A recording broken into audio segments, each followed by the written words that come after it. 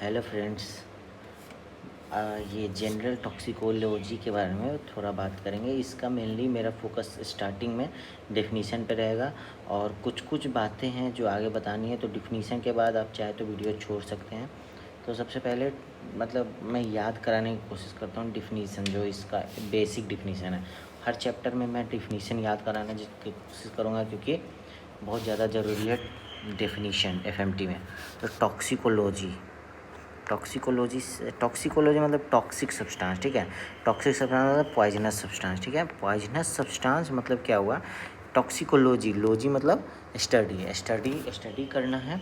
तो स्टडी के लिए क्या मतलब टॉक्सिक सब्सटेंस जो है, पॉइजनस सब्सटेंस है, उसका क्या क्या कर सकते हैं हम लोग कि कितना डोज था, कैसे मतलब उसका एक्शन हुआ होगा बॉडी पे, और उसके बाद उसका ट्रीटमेंट कैसे करेंगे एक्शन हुआ तो, और उसके बाद अगर मर गया तो ऑटोप्सी कैसे करेंगे, ऑटोप्सी में क्या मिलेगा, मतलब पता कैसे लगाना है, और वो मतलब बस यही सारी चीज़। टॉक्सिकोलॉजी मतलब टॉक्सिक सब्सटेंस मतलब पॉइजनस सब्सटेंस का स्टडी, उसका डोज कितना, ये सब। अब फॉरेंसिक टॉक्सिकोलॉजी है तो बात इसमें फॉरेंसिक से जुड़ गया, ठीक है ना। इसमें जुड़ गया कि मतलब मेडिकल एंड लीगल एस्पेक्ट क्या है, हार्मफुल इफ़ेक्ट मतलब केमिकल का है हमारे ऊपर।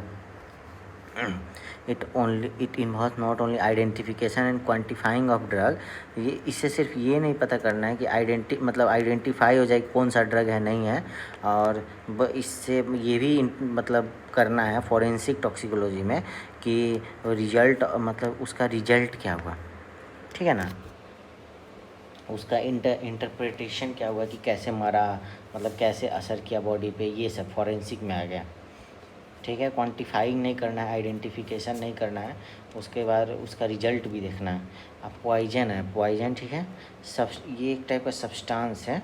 पॉइजन मतलब पॉइजन कहीं भी डिफिनीशन आप स्टार्ट करोगे तो ये सब्सटेंस हो गया, सॉलिड लिक्विड गैस किसी भी फॉर्म में रहेगा तो सब्सटेंस हो गया, ठीक है।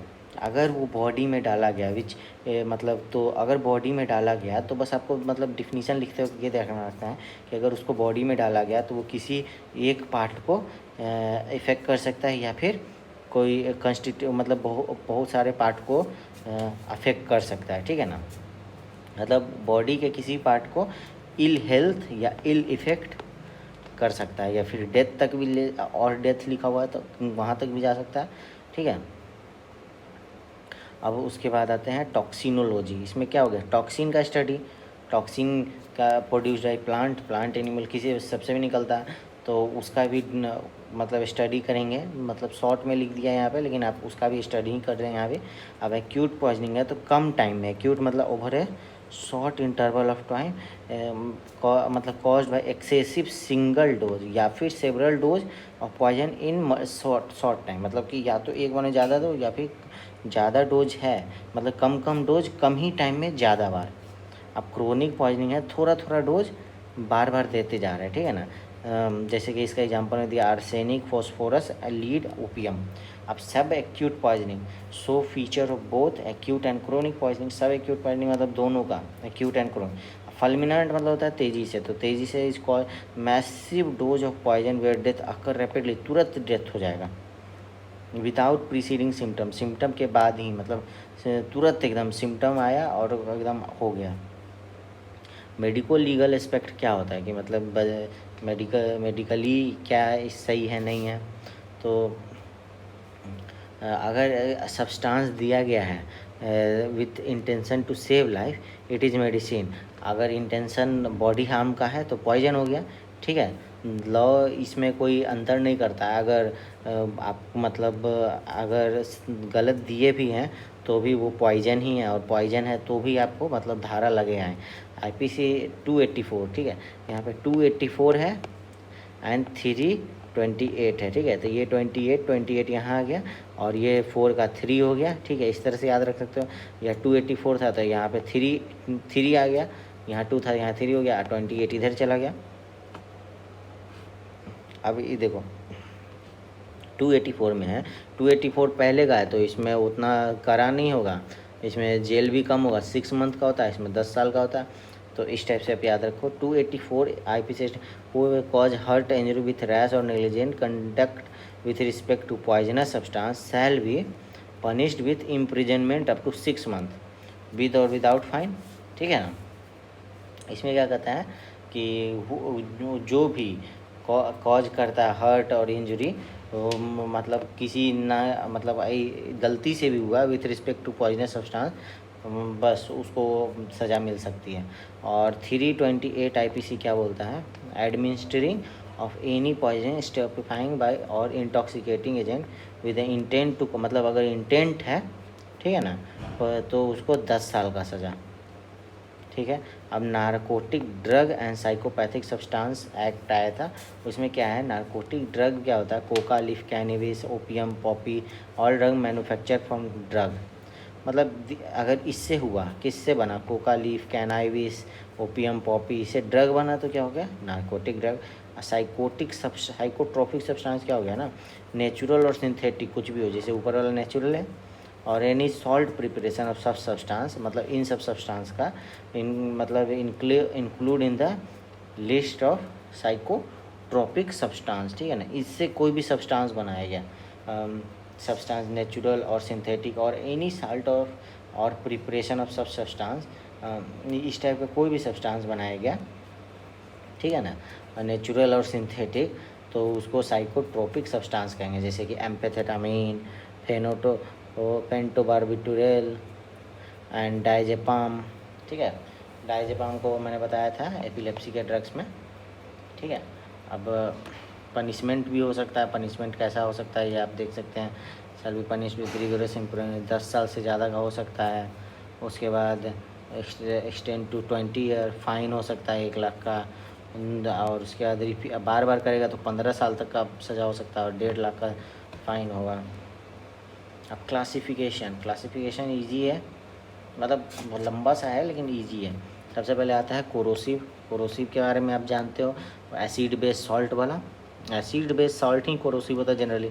तो एसिड में मिनरल एसिड और ऑर्गेनिक एसिड, दो अलग अलग एसिड हो गया, HCl, HN, ये सब आपको पता है, carbolic acid, oxalic acid. Strong alkali में क्या होगा, caustic soda, caustic potash, KOH के NaOH, कार्बोनेट ऑफ सोडियम, ये सब हो गया स्ट्रॉन्ग एल्कली जो है।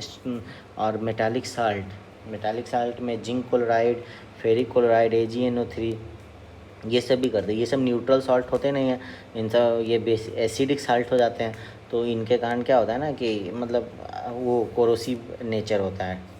तो कोरोसिव होता क्या है, मतलब they produce inflammation and ulceration of the tissue. अब इरिटेंट है, इरिटेंट कोरोसिव से कम खतरनाक होता है, ठीक है ना। ये इरिटेंट है, मतलब ज़्यादा जानलेवा टाइप से नहीं है, जैसे कि वो एसिड है वो बहुत ज़्यादा मुश्किल है, वो बहुत ज़्यादा दिक्कत कर सकता है। इनऑर्गेनिक में मेटालिक और नॉन मेटालिक, ठीक है। तो आर्सेनिक हो गया सबसे ज़रूरी, एंटीमनी, कॉपर। और नॉन मेटालिक में क्या है, फॉस्फोरस, क्लोरीन, आयोडीन, ये सब थोड़ा सा रिएक्ट करते हैं बॉडी से, इसलिए इनको आर्सेनिक को दिया भी जाता है as a poison. Arsenic, copper, zinc, ये सब, कॉपर, मरकरी, जिंक याद रखना। नॉन मेटालिक में फॉस्फोरस, क्लोरीन, आयोडीन। वेजिटेबल में भी होता है कैस्टर, कैलोट्रोपिस। एनिमल में तो स्नैक्स, ये सब का अलग से बात करना ही है, वेजिटेबल में भी अलग से बात करना है। मैकेनिकल में पाउडर्ड ग्लास का पाउडर, वो भी अगर कोई मतलब गलती से इधर उधर दे दे, डोज दे दे, तो वो भी गया। डायमंड डस्ट, किसी को इन सबसे एलर्जी हो सकता है तो इरिटेंट हो गया। अब न्यूरोटिक्स है, न्यूरोटिक में हो गया CNS पे एक्ट करेगा, some have local irritant action, मतलब लोकल भी है, CNS पे भी असर करेगा, लेकिन किसी किसी पास लोकल भी है। जैसे स्पाइनल में नक्स भूमिका हो गया, जेलेसेमियम। पेरिफेरल का कोनियम याद रखना आप, और सेरिब्रल का सोमनीफेरस पापा भर ओपोवाइड बोलते हैं उसको।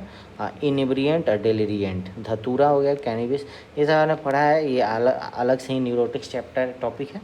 अब कार्डियक में डिजिटैलिस याद रखना, और निकोटीन, हाइड्रोसाइनिक एसिड, ये 3 go, digitalis, nicotine and hydrocyanic acid. Asphyxiant मतलब जो कि ऑक्सीजन ना पहुंचने बॉडी में, तो वो होता है कार्बन मोनोऑक्साइड, ये रिएक्ट कर जाता है, और ये HB से रिएक्ट कर जाता है, मेथेमोग्लोबिन बनाता है। CO2 भी अधिक हो गया तो O2 कम जाएगा। H2S वार गैसेज। मिसलेनियस में क्या होता है, एग्रोकेमिकल्स में क्या होता है, ऑर्गेनोफॉस्फेट ऑर्गेनो, ये भी मैंने ANS के CNS नहीं ANS के चैप्टर में बताया। फ्यूमिगेंट्स अल्फोस इथाइलिन दो फ्यूमिगेंट्स हो गया जो इनहेल वाला होता है। फ्यूमिगेट किया जाता है जो रोडेंटिसाइड दिया जाता है, thallium sulphate, zinc phosphate, herbicide दिया जाता है, paraquat, bromoxynil. Drug dependent drugs of dependence, मतलब किसी पे आप डिपेंड हो, ट्रैंकुलाइजर बार बार आप ले रहे हैं, एंटी डिप्रेसेंट एक बार लिए अच्छा लगा बार बार ले रहे हैं, हेलिसिनोजिन में मज़ा आ रहा है, तो अब वो इन तीनों में क्या होगा, डिपेंडेंट हो जाएंगे, डिपेंड करोगे। अब पेट्रोलियम प्रोडक्ट में kerosene, petrol, naphtha. Food poisoning में बैक्टीरियल केमिकल, मतलब बैक्टीरियल फूड पॉइजनिंग, जैसे वो बताया क्लोस्ट्रीडियम, ये सब। केमिकल में botulism, botulinum, other analgesic and antipyretics. बाकी ईजी है, factor modifying the action of poison, ये आप देखोगे समझोगे, जितना ज़्यादा क्वांटिटी जितना ज़्यादा डोज उतना ज़्यादा होगा सीवियर। फिजिकल गैस ज़्यादा अच्छा से इनहेल होगा, ज़्यादा अच्छे से मिलेगा तो गैस का ज़्यादा हो जाएगा। केमिकल कॉम्बिनेशन होगा, केमिकल कॉम्बिनेशन के बाद हो सकता है कि वो मतलब जैसे कि AgNO3 बताया था सॉल्ट में, और HCl दोनों क्या होता है, स्ट्रॉन्ग पॉइजन, लेकिन दोनों का AgCl हार्मलेस होता है। मैकेनिकल कॉम्बिनेशन के इसमें क्या होता है ना, कोरोसिव जो होता है, मैकेनिकल मतलब कोई रिएक्शन नहीं हुआ केमिकल, यहाँ पे मैकेनिकल कॉम्बिनेशन। कोरोसिव को जब डाइल्यूट कर दिया जाएगा तो वो कोरोसिव ना रह के इरिटेंट होगा, मतलब असर तो करेगा लेकिन कम करेगा। अब मोड ऑफ एडमिनिस्ट्रेशन क्या हो सकता है, गैस हो सकता है, इंट्रावेनस, सबसे पहले तो इनहेल्ड हो गया तो इनहेलेशन ज़्यादा फास्ट है, रैपिडिटी के हिसाब से है, तो इंट्रावेनस और ज़्यादा फास्ट ब्लड में गया, मतलब उससे थोड़ा कम था, लेकिन उसके बाद इंट्रामस्कुलर ये भी इंजेक्शन से अंदर दिए। अब सब क्यूटेनियस भी उसी स्पीड से, इंट्राडर्मल भी उसी। अब वुंड पे लगा दिए तो उसको अंदर तो जाना लेकिन टाइम लगेगा। अब सीरस सरफेस पे डाल दिए, मतलब सीरस सरफेस होता है वो उसके, या फिर इंजेक्शन करवा दिए। इंट्रोडक्शन टू नेचुरल ऑरिफाइस जैसे रेक्टम, वेजिना, यूरेथ्रा, इस सब में डाल दिए तो भी, लेकिन ये सब स्लो होते जा रहा। अनब्रोकन स्किन में डाल दिए तो और मतलब थोड़ा और टाइम लगेगा। अब कंडीशन ऑफ पेशेंट, एज, मतलब कि अगर जिसे नॉर्मल एज है जिसे हम लोग का है, मतलब नॉर्मल एज मतलब ये बूढ़े लोग को नहीं, अगर बच्चों लोग को नहीं, तो child does not have fully developed drug metabolising enzyme and effective, उनके पास ब्लड ब्रेन बैरियर डेवलप ही कर रहा होता BBB, तो वो CNS पे इफेक्ट दिखा सकते हैं, इसलिए बच्चों को पॉइजन गलती से भी ना करें। डेवलप और drug metabolising enzyme and such as more susceptible to the effect और स्टेट ऑफ हेल्थ, अगर कोई आदमी कम मतलब वो हेल्दी नहीं है तो उस पर पॉइजन ज़्यादा असर दिखाएगा नॉर्मल आदमी से। क्रोनिक और डिजेबलिंग डिजीज में cause death of a person to a dose that is ordinary safe. Opium is bronchi, opium अगर देंगे ब्रोंकियल अस्थमा में तो, और मर्क्यूरी देंगे क्रोनिक नेफ्राइटिस में तो। स्लीप एंड इंटॉक्सिकेशन, स्लीप में देखते हैं कि डिले हो जाता है, action of poison is delay if a person goes to sleep, अगर इसको खाने का तुरंत स्लीप में चला गया था। और टॉलरेंस आ जाता है, मतलब थोड़ा थोड़ा अगर पॉइजन लेते रहेंगे तो टॉलरेंस भी बिल्ड हो जाता है बॉडी में, ठीक है। और आपको ईडियो सिंक्रेसी इसका जस्ट अपोजिट होता है, inherent hyper sensitivity to our drug, मतलब किसी ड्रग के प्रति हाइपर सेंसिटिव होता है, थोड़ा सा भी उसका डोज बहुत ज़्यादा उसमें रिएक्शन कर देता है, like dyspnoea, rigors, fever, diarrhoea, haemorrhage, ये सब होने लगेगा। स्टेट ऑफ स्टोमक, अगर फूड है पहले से तो उसका मतलब एक्शन डिले होगा, ठीक है। और cumulative action, poison which are not excreted readily tend to accumulate in the body when given in repeated dose and produce symptom when their concentration reaches their threshold, धीरे धीरे देते हैं, ठीक है। क्यूमुलेटिव एक्शन होता है साथ साथ में, ठीक है। अब एक्शन ऑफ पॉइजन क्या होता है, लोकल होता है, रिमोट होता है और कंबाइंड होता है, मतलब लोकल और रिमोट दोनों। केमिकल डिस्ट्रक्शन बाय कोरोसिव हो गया लोकल में, मतलब जहाँ भी दिए वहाँ पे डिस्ट्रॉय हो गया तो क्या लोकल हो गया। कंजेशन एंड इन्फ्लामेशन और इरिटेंट दिए तो कंजेशन एंड इन्फ्लामेशन हो गया। और effect motor and sensory, tingling of skin and tongue by aconite और dilatation of pupil by atropine. Atropine बहुत अच्छे से ANS में पढ़ना है, इसलिए उसको देख ही लेना आप, उसमें ये सब जो 2-3 बात आ चुका है जो कि उसमें बताया गया है, ठीक है।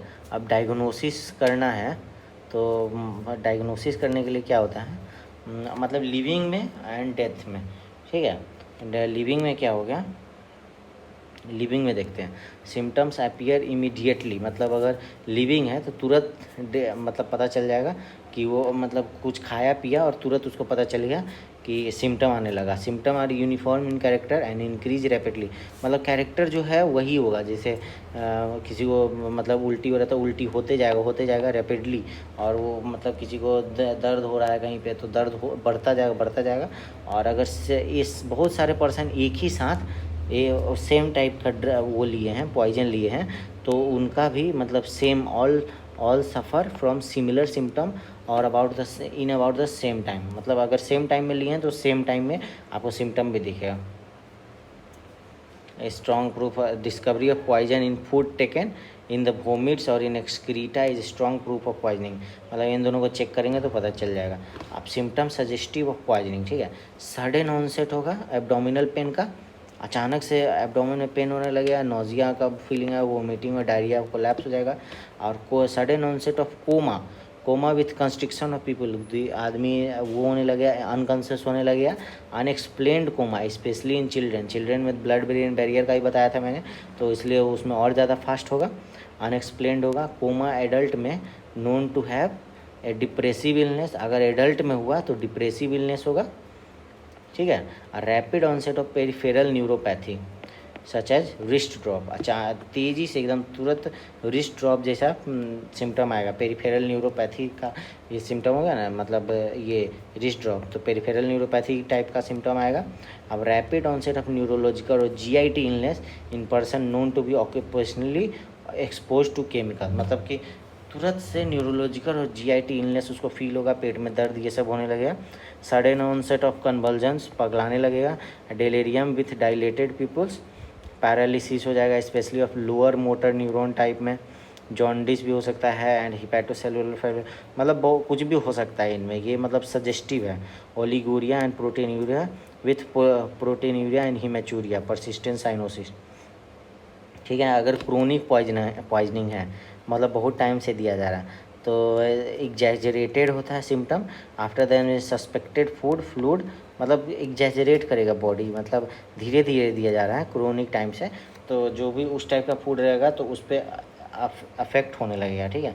Malaise, cachexia, depression and gradual deterioration of general condition of patient, वो धीरे धीरे बीमार पड़ता रहेगा। अब डायरिया और वोमिटिंग बार बार होने लगेगा उसको, ठीक है। उसके बाद क्या है, diagnosis of poisoning in death, तो पोस्टमार्टम एग्जामिनेशन करेंगे। External finding colour change in the corroded skin and mucous membrane is given, मतलब टेबल 36.1 में देखेंगे कलर चेंज, कोरोडेड स्किन का colour change and mucous membrane is given, colour change in skin and mucous membrane due to poisoning, यहाँ ठीक है। अब इस table को अगले टॉपिक पे अगले वीडियो में बात करेंगे। Thank you.